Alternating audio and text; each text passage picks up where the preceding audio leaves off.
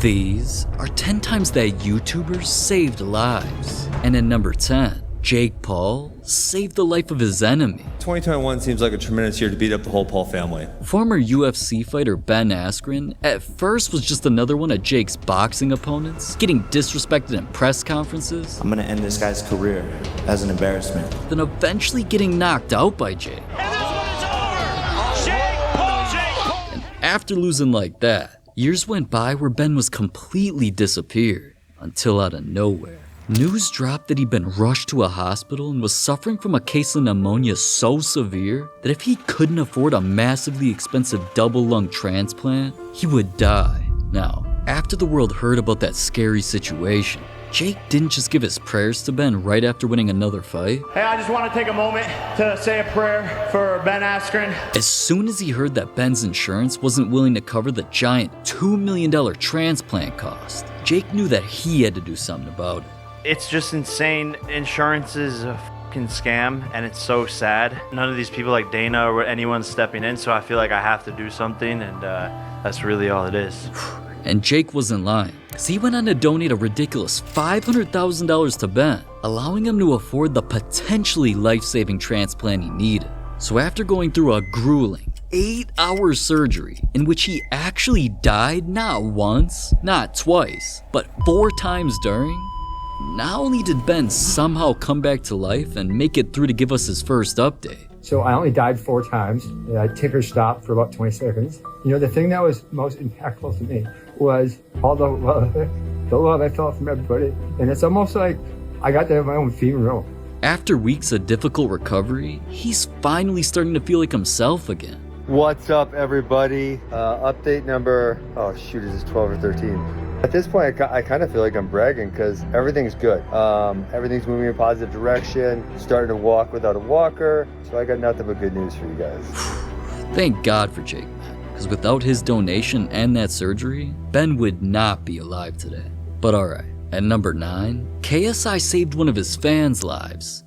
Just by grabbing his balls? Alright, I know that sounds weird, but JJ was doing one of his countless subreddit reaction videos when he noticed a unique request. Wait, what was that called? Grab your left knot, make your right one jealous. Why have I just done this? I've legit just grabbed my left nut. Hey, you know what? I did it. You do it as well. Go on, just grab your left nut. Just grab your left nut. Let's grab each other's left nut. Alright, now obviously that clip was funny, but no one thought that it would lead to his next video, where the unthinkable happened. I grabbed my left nut when he told me to and felt a bump. So I went to the doctors and they said I had testicular cancer, but I had caught it in very early stages and they're treating it right now. So thanks to JJ, he might have saved my life. Oh my God. Wow, KSI might have actually saved that fan's life. Because compared to a 27% death rate in late stage 4 testicular cancer, catching it early in stage 1 lowers that all the way down to less than 1%. And since it was that easy for KSI to save one life, he eventually doubled down to save even more people. Hey yo, everyone, grab your right nut. Grab your left nut with both hands and let's all test to see if we got any lumps. If you got any lumps, it's time to go to the doctor, fam. Now that's ridiculous. But at number 8, the biggest YouTuber on earth, Mr. Beast, didn't just save one life. He spent millions of dollars to save the lives of 100 kids. I don't think we've ever done a more difficult and heartbreaking project. See, Mr. Beast had just learned that the most common birth defect on Earth was congenital heart disease. A group of heart defects present at birth that affect the heart structure and blood vessels. If left untreated, these conditions can cause some serious complications later in life and sometimes lead to death.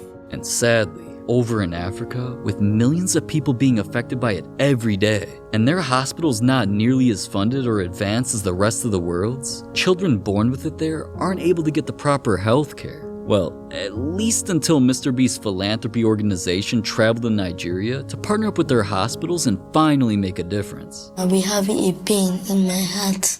But after the surgery, I'll be better. I will go and come back alive. And Abel God is just one of many kids whose lives were about to be saved by Mr. Beast's foundation. Because after meeting with countless children around the country and presenting them with the opportunities of their lifetimes, they all went through hours of complicated life-saving open-heart surgeries, and as soon as their recoveries continue going according to plan, they will finally be able to experience living normal, healthy lives. I want to thank you people for what you're doing for Shukran, helping them to do what they want and desire in life. Wow. Not only is that beautiful, that's just one of the countless different projects that Mr. Beast Foundation has funded, like building entire towns, bringing water to Kenya, helping amputees get new legs, and so much more. But instead of saving hundreds of people, here at number 7, we need to travel hundreds of feet underground, where another YouTuber saved someone by making the discovery of a lifetime. Exploring with Josh was just exploring a cave, when he realized the ceiling kept getting lower and lower. Oh yeah, we're kneeling down. Dude, I keep getting lower and lower, man. Same here. Getting claustrophobic. But even though the cave was getting narrow, he kept on exploring further till the point that he was literally laying down crawling. We're not gonna doubt it. I'm crawling, man. Oh, me too. It gets even smaller. It's getting tighter and tighter. I don't think this is worth it, man. This is scary. But just when things were getting a little bit too scary, it started making him consider giving up. Yo, no way. It opened up again. Does it? Yeah, it opened up. I can't believe we kept going. This is crazy, man. Oh my God. I used to be claustrophobic, but I guess I lost it because I'm not that scared. Okay, now this is really the end. They'd finally reached the end of the cave and were just getting ready to make their way back when the unthinkable happened. English? I don't know. You speak English? No English. No? Oh, okay. Okay, come with us. You want to come with us? Tell them their daughter's up here and scared. It's okay. It's all right. All alone in the dark, without any flashlight, and no parents in sight, I have no idea how that little girl got down there, and with no way of getting back up. She would have probably starved to death if Josh didn't find her in time. Crawled the whole way in there by herself, no light. She didn't even speak English. So they were like, okay, come with us. And eventually, and yeah, she went back, but she started crying and stuff. It was kind of a crazy situation. Insane. But moving on to number 6, I never thought that saving lives would get someone canceled until August of 2017. A hurricane was completely ravaging through Texas, leaving homes completely underwater and thousands of people in danger. And when Jake Paul's back again. When Jake heard about the tragedy, he immediately tweeted asking fans to DM him their addresses if they were stuck in their homes, drove his team all the way down to Houston, Texas, and then got word of their first family in need. All right, guys, so we have an address. There's a family of 7. It's half a mile away through all of this water. Now, after locating the family, Jake's team hopped on jet skis, rode through the flooded city, and then when they finally arrived... Yo, do you guys need help? You guys need help? Yeah? Are you guys okay? I'm trying to get out of here. Yeah, we have cedars. Okay. Yeah. All right. Follow me, guy. That's number 1. I got you. Come on, buddy. You okay, buddy? It's gonna be all right, all right? All right, ready? I'm gonna pick you up. All right, you're gonna get on the back of mine, all right? Do you like orange? Orange or green better? Orange is the fastest. All right, sit up there. All right. I'm gonna take you to this truck up here. We'll get everyone on the back of the truck and then we'll drive out, all right? Okay. This is the most insane thing I've ever seen. Wow, man. That family's gonna remember Jake forever, but he was not done there. From saving an old man who was stuck in his completely flooded home, to reuniting a lost dog with its owner. There you go, sir. Jake kept on risking his own life, jet skiing through the flooded streets, yelling out for people in need, and even found another entire family desperate for rescue. Does anybody need help? Are you guys from here? No. California. Thank you guys. Yeah, of course. There you go. I sure appreciate it. Now, alright, you'd think doing all that good work would get Jake praised, but instead, he got nothing but hate. From all of Twitter saying things like, people lost their lives and Jake's just seeing views and money, to Keemstar saying that he didn't believe Jake would try to help anyone if there were no cameras recording him. There were even videos going viral saying that Jake was just using the tragedy for his own personal gain, and some of Jake's own fans were commenting on his own videos criticizing his motives too. But honestly, regardless of his intentions, the man did help save lives at the end of the day, and he helped save Ben Askren earlier, so you gotta give him props for doing it all regardless. But listen, Sometimes YouTubers are not just saving human lives, because in number 5, some saved animals. The Stokes twins are huge animal lovers. So when they heard that animal shelters all around America were so overloaded with abandoned animals that nearly every 90 seconds, a dog or cat has to be put down, it was time for them to come to the rescue. We just adopted 100 pets, and today we're opening a free pet store. And after saving all those animals, they then transformed their house into an animal sanctuary with slides, a bunch of gourmet pet food, and of course lots of toys to keep them happy while the twins went out looking for their dream homes. This is literally puppy paradise. Oh my goodness. And all thanks to the twins' love and care. In a short period of time, 98 of those adorable animals were adopted into loving families and were able to enjoy the rest of their lives happily ever after. So, with just 2 animals left, So not only did we adopt the remaining pets for ourselves, but we also donated $100,000 to help save pets in need. Because remember, pets may just be in a small part of our lives, but to them, you're their whole life. wow man, all 100 of those animals were saved. How beautiful. Shout out to the Stokes twins, man. But at number 4, thousands of feet up in the sky, a doctor turned YouTuber joined the Mile High Club? I'm just kidding, alright? He actually saved someone's life up there. 14 million subscriber YouTuber Dr. Mike was just chilling in the middle of a flight, and all of a sudden, we're about 2 hours into the flight, we're over the Atlantic Ocean, and the flight attendants make that announcement. Is there a medical professional on board? 35,000 feet above the ocean, with absolutely no landing strip in sight, a passenger on Dr. Mike's flight came down with a dangerous allergic reaction. He's a young guy, and he tells me that he's starting to have some swelling in his hands, and when I look at it, I see hives are present. But even though hives were only present on the patient's hands, Dr. Mike knew that it could easily spread to his throat, which would cause it to swell up and even stop him from breathing. I right away started thinking worst case scenarios. What's gonna happen if his throat starts swelling and we're over the Atlantic Ocean? Well, we can't land, so I would have to administer epinephrine. So if things were to get even worse, he feared he might have to do something even more drastic. If the epinephrine or the EpiPen does not work, the next step would be to schedule a landing, and if the swelling continues to get worse, I would be forced to make an incision in this young man's throat.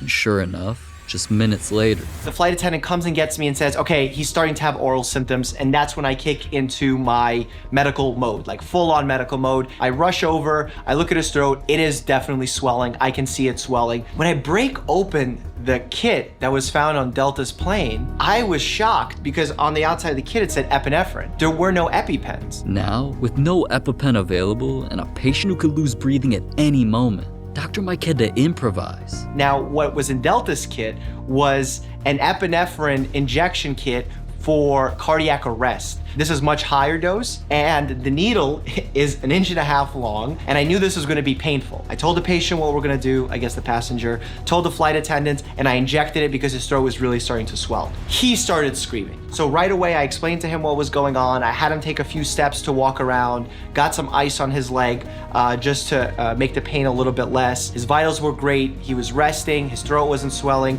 his pain in his leg was even resolving. So we were able to land the plane, and he survived this transatlantic flight. So after finally landing safely and getting everything under control, the patient was immediately brought to a hospital, and after getting cleared of all health risks, he eventually got to meet his own hero. He was already discharged, but he came to visit. We're able to say hi, get a good laugh. I was able to see that he's perfectly fine. His leg is not bothering him too much. He's touring all around Israel, doing hikes, no problem. Now he's carrying an EpiPen around to not repeat this experience. Wow, man. I definitely know what doctor I'm gonna go to from now on. Either Dr. Mike or Dr. Speed. Because in number 3, he saved one of his biggest fans. Calm down, you alright? I just almost died. It all started when Speed was traveling around the world like usual, but this time he was visiting beautiful Malaysia! And after walking around the city all day, showing love to his fans, Speed was hungry, so he decided to go to a restaurant to try some of Malaysia's famous cuisine. But that's when things got out of control.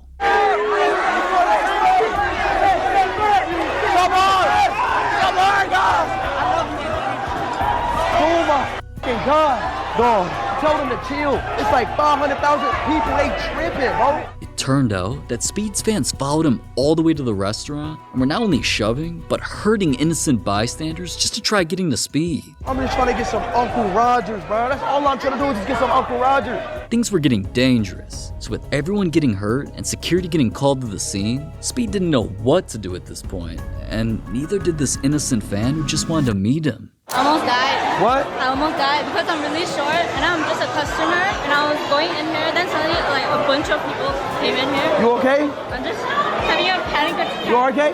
You okay? Calm down, you all right? Yo, she needs some water. We need some water. Yo. We need some water for her. She can't breathe. Sit down. Yo, get her some water. We need some water. Yeah, you okay. I promise you okay. I promise you're okay. No, they're okay. I promise they're okay. My mom and dad are not here. They're okay. They're okay. It's just a lot of people here. You okay? Yeah. Okay.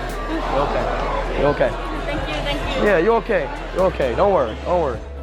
Honestly, I gotta give Speed his props. He handled that situation perfectly. Because if that was left untreated, panic attacks can cause shortness of breath, severe chest pains, and in some cases, can even lead to a heart attack. So I just know that girl will be forever thankful for Speed saving her life. But saving a random person is one thing. Kai Cenat saved Speed from getting killed. See, Speed was just in NYC dancing with some of his fans when one of them asked him to do something interesting with his hands. Today is 30. What is that? Yeah, throw my ice cream.